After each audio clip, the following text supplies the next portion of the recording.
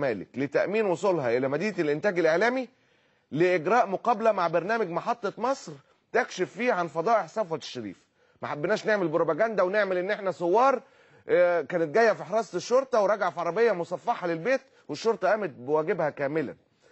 وقامت فعلا قوام الشرطة بنقلها في سيارات مصفحة لأنها تخشى على نفسها من رجال الشريف. بتنضم ليا على التليفون السيدة اعتماد خورشيد.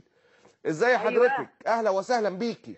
اهلا بيك. ايه اخبار تحقيقات النيابه النهارده يا مدام اعتماد؟ والله ابدا، انا لما اتصلت بيهم ورحت لهم بعتوا لي قالوا لي تعالي، ورحت لهم قالوا لي احكي لنا بالظبط ايه اللي حصل. قلت لهم انا بقى جالي تهديد، قالوا لي اوعي تطلعي تخرجي بره احسن هنقتلك. أيوة. ما تتكلميش على صفوة الشريف.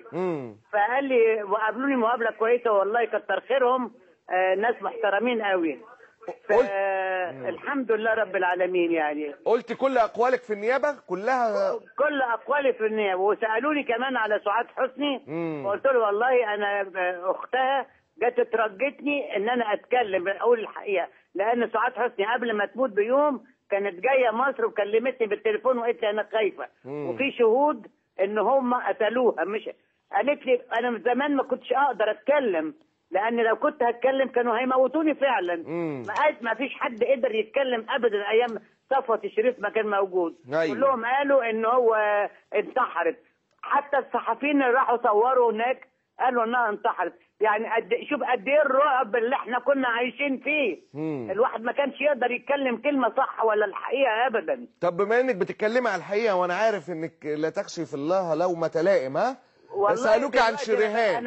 انا فاتحه قلبي وبقول على كل حاجه. سألوك عن شريهان. سألوني عنها، بس انا دلوقتي هي بتقول ان انا مش قريبتها، بتتبرأ مني. خلاص انا مش عايز اعرف. هي اولا مش قريبتي ولا قريبتي ولا تعرفني. هي بنت اخت عمر خورشيد من ام ثانيه. وعمر خورشيد اخ ولادي من الاب، بس هو عمر هو اللي اسمه خورشيد بس، لكن هي من واحد تاني، من اب تاني. عشان انا اتكلمت عندكم في المحطه وقلت شريهان قريبتي، اتحط على الفيسبوك لا انا ما اعرفهاش الست دي. ان شاء الله مع انها عرفتني ولا انا عايز اعرفها ولا عمري اعرفها.